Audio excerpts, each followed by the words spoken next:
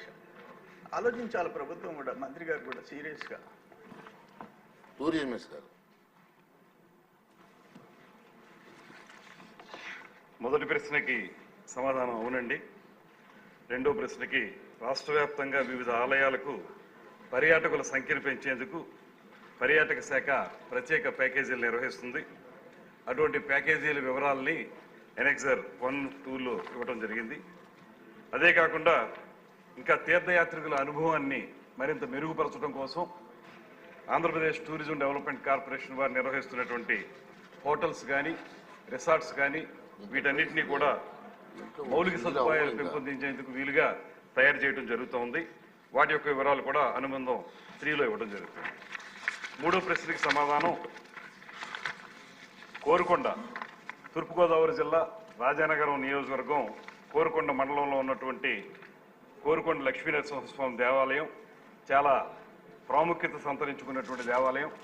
అదేవిధంగా అక్కడి నుంచి అన్నవరంలో సత్యనారాయణ స్వామి ఆలయం, సింహాచలంలో ఉన్నటువంటి ఆలయం, కాకినాడలో భావనారాయణ ఆలయం, ఇవన్నింటినీ కలుపుతూ ఒక ప్యాకేజీని నిర్వహించాలనేటువంటి ఒక ప్రపోజల్ అయితే ఉందండి. అదే కాకుండా మనకు మామూలుగా ధనుర్మాసంలో వైష్ణవులకి ప్రాముఖ్యత ఎక్కువ ఉంటుంది కనుక వైష్ణవాలయాలన్నింటినీ కలిపేటువంటి ప్యాకేజ్ ఒకటి, అదేవిధంగా కార్తీక మాసంలో శైవాలయాలన్నింటినీ కలిపేటువంటి ప్యాకేజ్ ఒకటి ఒక ప్రపోజల్ చేస్తా ఉన్నాం. వీటిని త్వరలోనే ఆచరణలోకి తీసుకురావడానికి ప్రయత్నం చేస్తాం. అదేవిధంగా గత ప్రభుత్వం 5 సంవత్సరాల కాలం కూడా పర్యాటక శాఖ మంత్రులు ప్రతిపక్ష నాయకుల్ని వ్యక్తిగత విమర్శలకు మాత్రమే పరిమితం అయ్యారు తప్పితే ఈ రకమైనటువంటి కొత్త ప్రపోజల్స్ అనేటువంటివి ఏమీ చేయలేదు. పర్యాటకాన్ని అభివృద్ధి చేయాలనేటువంటి ఆలోచన చేయలేదు.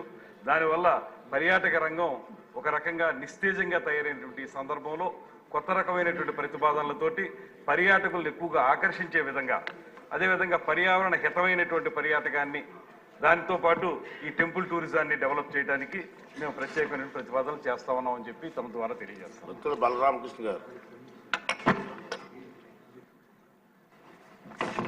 అధ్యక్ష, ఈరోజు ఈ సభలో మాట్లాడడానికి నాకు అవకాశం కల్పించినటువంటి మా జనసేన పార్టీ అధ్యక్షులు, ఉప ముఖ్యమంత్రి వర్యులు శ్రీ పవన్ కళ్యాణ్ గారికి, ఈ రాష్ట్ర ముఖ్యమంత్రి వర్యులు శ్రీ నారా చంద్రబాబు నాయుడు గారికి, నాకు ప్రత్యేకంగా ఓట్లేసి గెలిపించినటువంటి రాజానగరం నియోజకవర్గ ప్రజలకు నా హృదయపూర్వక నమస్కారాలు, ధన్యవాదాలు తెలియజేసుకున్నాను. అధ్యక్ష, ముఖ్యంగా మన దేశ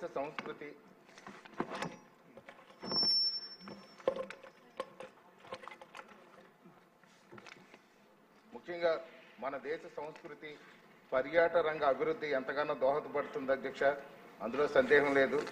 పురాతన దేవాలయాలు శక్తివంతమైన ప్రదేశాలు, ఆధ్యాత్మిక కేంద్రాలు మాత్రమే కాకుండా ఆయా గోడలపై మరియు స్తంభాలపై చెక్కబడిన శిల్ప కళా ప్రదర్శన వల్ల శిల్పుల నైపుణ్యం, పూర్వీకుల చరిత్ర, జీవన శైలి, సాంస్కృతిక సాంప్రదాయాలు, పురాణ ఇతిహాసాల పట్ల సందర్శకులకు మరియు రాబోయే తరాలకు అవగాహన కల్పించే వారధిగా నిలుస్తాయి.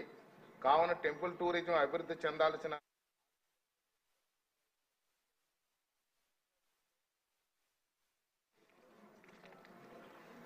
ఈ యొక్క పురాతన దేవాలయాలు కానీ చూసినట్లయితే తంజావూరు బృహదీశ్వర ఆలయం, కోణార్కులో ఉన్నటువంటి సూర్య దేవాలయం, పూరిలో ఉన్నటువంటి జగన్నాథ స్వామి ఆలయం చూస్తే దాని మీద కళలు, అదేవిధంగా అప్పుడే ఇంజనీరింగ్ కానీ చూసినట్లయితే చాలా అద్భుతంగా ఉంటుంది.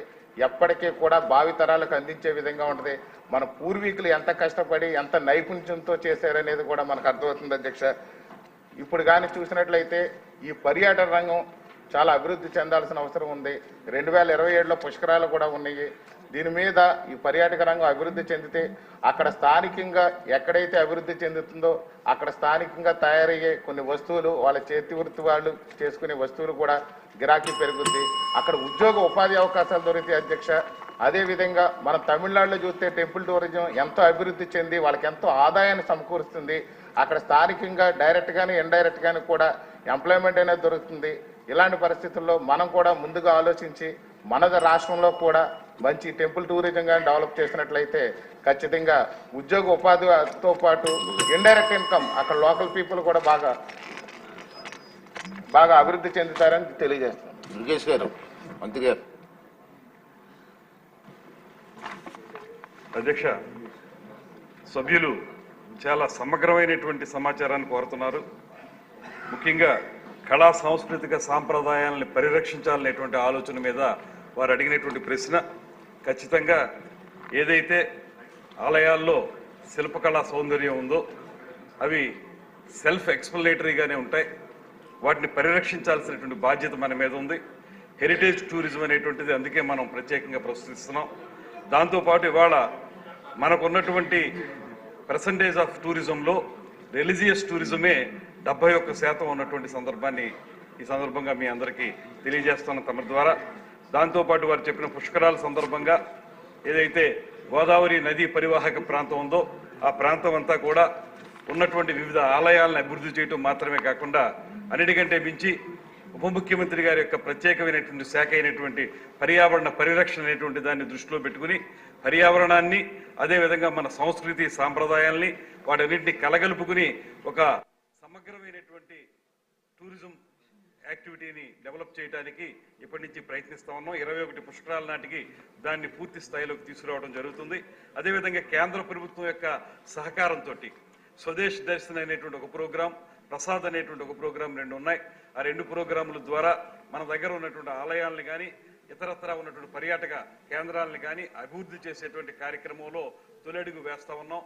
5 సంవత్సరాలుగా ఏమీ జరగనటువంటి పరిస్థితి నుంచి మళ్ళీ మొదటి నుంచి ప్రారంభించాల్సినటువంటి పరిస్థితి కనపడతా ఉంది కనుక ఇది పూర్తి స్థాయిలో దీన్ని సమగ్రంగా తయారు చేసి వారు అడిగినటువంటి ప్రశ్నలన్నిటికీ కూడా త్వరలోనే సమాధానం తీసుకొస్తాం. క్వశ్చన్ నెంబర్ 87 అచ్చెన్నాయుడు గారు ఉన్స్ గారు. అధ్యక్ష, ఏ ప్రశ్న